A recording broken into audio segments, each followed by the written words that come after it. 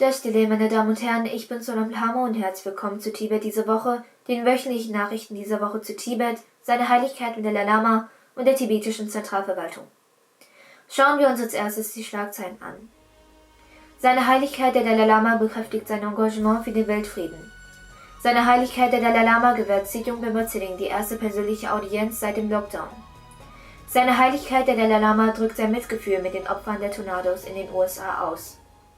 Seine Heiligkeit und die CTA kondolieren zum Tod des indischen Verteidigungsstabschefs General Rawat. Seine Heiligkeit und die tibetische Zentralverwaltung beglückwünschen den neuen deutschen Bundeskanzler Olaf Scholz. China richtet neue Überwachungseinheit in Nagchu, Tibet ein. Tibetischer Umweltschützer in chinesischem Gefängnis in kritischem Zustand. China verurteilt willkürlich inhaftierten tibetischen Gelehrten zu 10 Jahren Haft. Tibetische Parlamentarier besuchen Parlament von Himachal Pradesh. Tibetische parlamentarische Delegation beginnt Tibet-Kampagne in Delhi. Tibeter und Tibet-Unterstützer auf der ganzen Welt begehen den 32. Jahrestag der Verleihung des Friedensnobelpreises an seine Heiligkeit im Dalai Lama und den Internationalen Tag der Menschenrechte. Die Schweiz bekräftigt ihr Engagement, Menschenrechtsfragen in ihrer Politik gegenüber China Vorrang einzuräumen.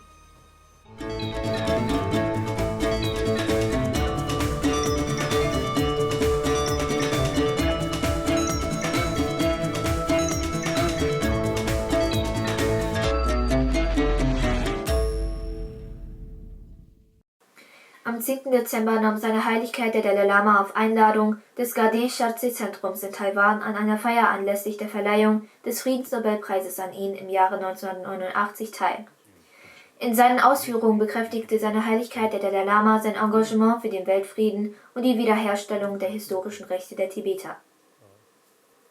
Das geistige Oberhaupt Tibets, seine Heiligkeit der Dalai Lama, gewährte am Mittwoch dieser Woche Sityung Bemba Tsering von der tibetischen Zentralverwaltung eine persönliche Audienz.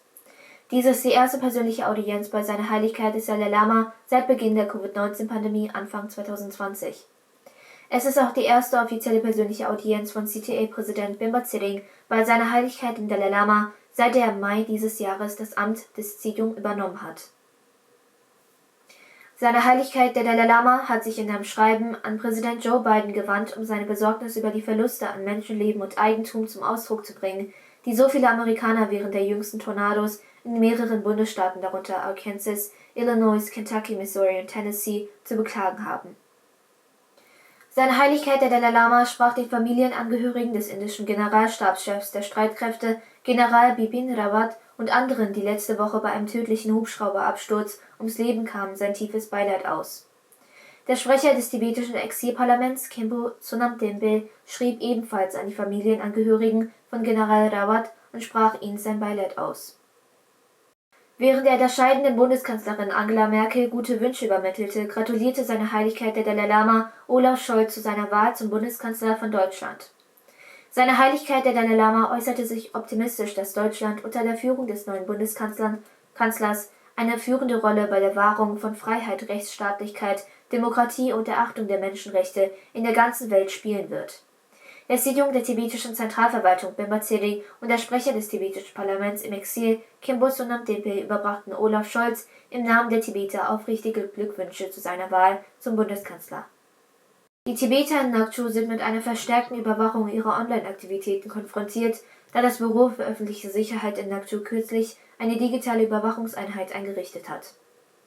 Diese neue Form der Überwachung hat es Berichten zufolge auf Tibeter abgesehen, insbesondere auf Parteikader, Gelehrte, Akademiker und Personen, die im Verdacht stehen, möglicherweise illegale Online-Aktivitäten zu betreiben. Sie werden regelmäßig überprüft, indem die Einheit ihre tägliche Telefongespräche und andere Kommunikation, einschließlich der in sozialen Netzwerken und Chatgruppen geteilten Inhalte, kontrolliert. Es wird befürchtet, dass sich dieses Überwachungsmodell des elektronischen Polizeistaats, das in Nagchu eingeführt wurde, bald auf die gesamte sogenannte autonome Präfektur Tibet ausweiten wird. Ein tibetischer Mann namens Tönge aus Nagchu, Tibet, befindet sich Berichten zufolge in einem Zustand, in dem er dem Tod nahe ist. Quellen zufolge ist sein kritischer Zustand bedingt durch Verletzungen, die aus der andauernden Folter im Gefängnis verursacht wurden. Tönge wurde 2018 unter dem Vorwurf des Durchsickerns von Staatsgeheimnissen verhaftet, nachdem ihm vorgeworfen wurde, Informationen über die Anti-Bergbauproteste im Bezirk Jeju an die Tibeter im Exil weitergegeben zu haben. Der 50-jährige Geschäftsmann war ein eifriger Verfechter des Umweltschutzes. Nach seiner Verhaftung wurde er in Isolationshaft gehalten und war außerdem lange Zeit dem Forced Disappearance ausgesetzt. Forced Disappearance, zu Deutsch verschwinden lassen, ist eine Form der staatlichen Willkür, bei der staatliche Organe Menschen in ihre Gewalt bringen und im Schutz des Gesetzes längere Zeit entziehen, wobei dies gleichzeitig gegenüber der Öffentlichkeit geleugnet wird. Erst vor kurzem wurde bekannt, dass Tungé im Gefängnis von Jeju County festgehalten wird. Es gibt keine Nachrichten über seine Verurteilung, aber er ist weiterhin im Gefängnis des Kreises Jeju inhaftiert. Tungé wurde im Dorf Dakra in der Stadt Shakchu, Kreis Jeju-Nakchu, geboren. China hat Khoshrab Gyatso, einen Mönch und anerkannten Gelehrten aus Ngaba, Tibet, in einem Geheimprozess zu 10 Jahren Gefängnis verurteilt. Die chinesischen Staatssicherheitsbeamten haben Khoshrab Gyatso am 26. Oktober 2020 in Chengdu inhaftiert, weil er friedlich seine Meinung geäußert hatte. Seitdem wird er in Isolationshaft gehalten. Khoshrab Gyatso ist ein hoch angesehener buddhistischer Mönch, ein Gelehrter und ein öffentlicher Pädagoge, der für sein freimütiges Eintreten für den Schutz und die Erhaltung der Umwelt, der Religion, der Sprache und der Kultur Tibets verehrt wird. Die tibetischen Parlamentarier unter der Leitung von Parlamentspräsident Khenpo Sonam Denpe besuchten am Dienstag dieser Woche das Parlament von Himachal Pradesh. Die tibetische Parlamentsdelegation, die von Sri Rakesh Padanya, Umweltminister von Himachal Pradesh, eingeladen worden war, wurde in der laufenden Sitzung herzlich empfangen. Während des Besuchs traf Khenpo Sonam Denpe mit dem Parlamentspräsidenten Sri Vipin Singh Parmar, Sri Mukesh Agnihotri, Oppositionsführer Sri Rakesh Padanya, Forstminister Sarven Chaudhary, Ministerin für soziale Gerechtigkeit und Ermächtigung, und Sri Sukram, Energieminister, zusammen. Eine Delegation des tibetischen Parlaments, bestehend aus dem Abgeordneten Serdar Tsultim, Geshe Tharam Bako, Lobsam Phende, Thagyari Namgyaldoka, Geshe Atong Rinchen Gyatso und Choda Gyatso, begann am Dienstag dieser Woche in Delhi mit ihrer Tibet-Kampagne. Während der Wintersitzung des indischen Parlaments trafen die tibetischen Parlamentsdelegierten mit Ministern und Abgeordneten zusammen, um die kritische Situation in Tibet zu erörtern und um Unterstützung für die Wiederbelebung des All-Party Indian Parliamentary Forum for Tibet zu gewinnen. Die Delegation appellierte auch an indische Beamte, den Boykott der Olympischen Winterspiele 2022 in Peking zu erwägen, um ihre Solidarität mit den extremen Menschenrechtsverletzungen in Tibet zu zeigen. Sie trafen auch mit dem taiwanesischen Botschafter in Indien zusammen.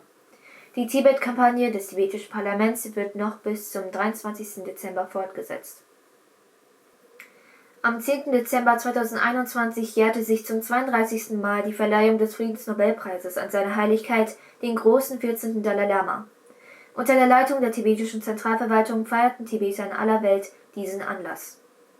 Während der offiziellen Zeremonie zur Feier des Jahrestages in Kaunching Gishung Dharamsala würdigten der Gascha und das tibetische Exilparlament das lebenslange Vermächtnis seiner Heiligkeit des Dalai Lama, der Welt Frieden zu bringen, sowie seinen unermüdlichen Einsatz für die Wiederherstellung der Freiheit in Tibet und gedachten der unterdrückten Tibeter in Tibet. Der Gascha rief alle Tibeter, insbesondere die in den freien Ländern lebenden Jugendlichen, dazu auf, sich aktiv an der kürzlich gestarteten Kampagne der Voluntary Tibet Advocacy Group, kurz VTAG, zu beteiligen und ihre Fähigkeiten und Fertigkeiten einzubringen, um der Wahrheit der tibetischen Sache zum Durchbruch zu verhelfen. Das tibetische Exilparlament verurteilte das sogenannte Weißbuch über Tibet, das von der Kommunistischen Partei Chinas veröffentlicht wurde. It's the most important duty of the Tibetans in exile under the Charter to make every effort until the Sino-Tibetan conflict is resolved. Hence, we believe that the Tibetans will take part in the VTAG campaign. Sprecher Khenpo Sonam Denpe sagte, das Papier sei nichts anderes als eine Sammlung von Lügen und Verdrehungen historischer Fakten verschiedener Art. Das tibetische Exilparlament erklärt außerdem, die Entscheidung, China die Ehre zu geben, die Olympischen Winterspiele 2022 auszurichten, sei weder gerecht noch moralisch vertretbar. Die Gesellschaft Indo-Tibetische Freunde feierte das 25. Silberjubiläum des Himalaya-Festivals im Tibetischen Institut für Darstellende Künste in Dharamsala in Anwesenheit von Sikyong Pema Tsering und dem Sprecher Khenpo Sonam Denpe während des zweitägigen Festes. Anlässlich des Internationalen Tages der Menschenrechte organisierte die tibetische Gemeinschaft in der Schweiz und Liechtensteins eine friedliche Demonstration vor dem Büro des Hochkommissars für Menschenrechte der Vereinigten Nationen in Genf, um gegen die anhaltende Unterdrückung und Verletzung der Menschenrechte in Tibet durch China zu protestieren.